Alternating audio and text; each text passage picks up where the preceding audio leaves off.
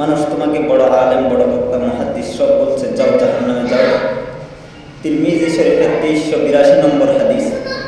এই হাদিসের বর্ণনাকারীর নাম সুফাই আল আসবাহি। উনি মদিনায় আসছে। মদিনায় আসার পর দেখে একজন লোককে অনেক মানুষ ঘিরে রেখেছে। তিনি বললেন, মান হাযা, এটাকে? লোকজন বললেন, উনি আবু হুরায়রা, তুমি কি চেনো না? উনি নবীর সাহাবা আবু হুরায়রা। তো আবু হুরায়রা রাদিয়াল্লাহু তাআলা আনহু রাসূলের হাদিস বর্ণনা করতেছেন। তিনি বলতেছেন, আল্লাহ রাসূল সাল্লাল্লাহু আলাইহি ওয়াসাল্লাম আমাকে এমন একটি হাদিস বলে দিয়েছেন, যে হাদিসটা আমি নিজে শুনছি এবং বুঝছি এবং ভালোভাবে অনুধাবন করছি। লোকজন জিজ্ঞেস করতেছে, কি হাদিস? আবু হুরায়রা রাদিয়াল্লাহু তাআলা আনহু বললেন, আমি হাদিসটা তোমাদের মাঝে বর্ণনা করব। এই কথা বলার পর তিনি সঙ্গে সঙ্গে বেহুশ হয়ে গেলেন। হাদিস কিন্তু এখনো বর্ণনা করেন নাই, হাদিস কিন্তু এখনো বলেননি, সঙ্গে সঙ্গে বেহুশ হয়ে গেলেন।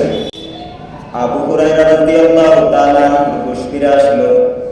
আবার বলতেছেন, আমি তোমাদের সামনে এমন একটা হাদিস বর্ণনা করব, যে হাদিসটা নবীজি এই করে আমার সাথে আমাকে বলেছেন।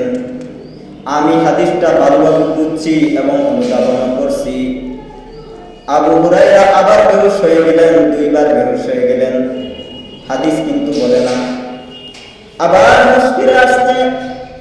আবার বলতেছেন, আমি তোমাদের সামনে এমন একটা হাদিস বর্ণনা করব, যে হাদিসটা নবীজি এই ঘরে একসাথে আমার সাথে বলেছেন।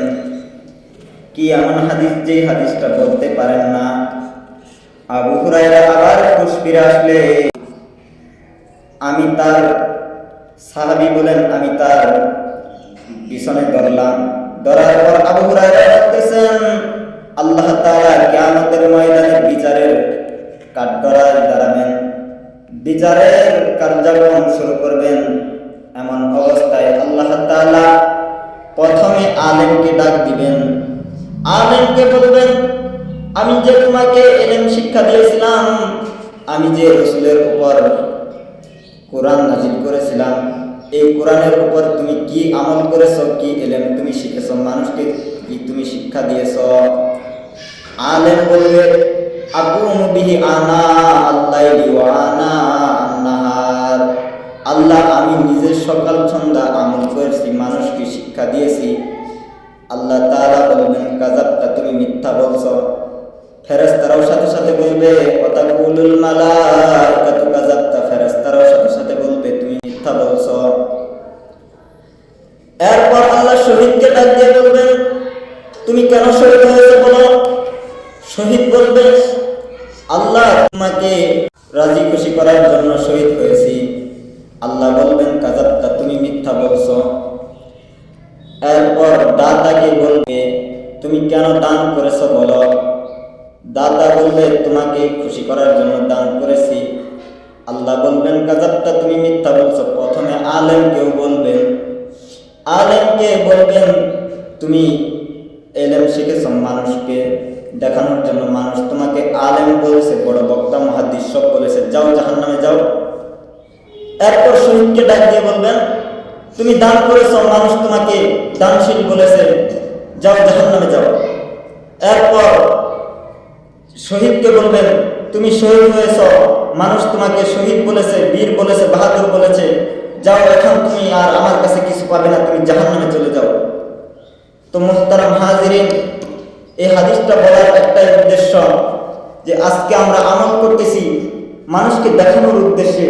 আমাদের আমল, আমাদের ইখলাস মানুষকে দেখানোর জন্য হয়। আর যদি আমাদের আমল, আমাদের নেক আমলগুলা যদি মানুষকে দেখানোর জন্য হয়, তাহলে সব শেষ।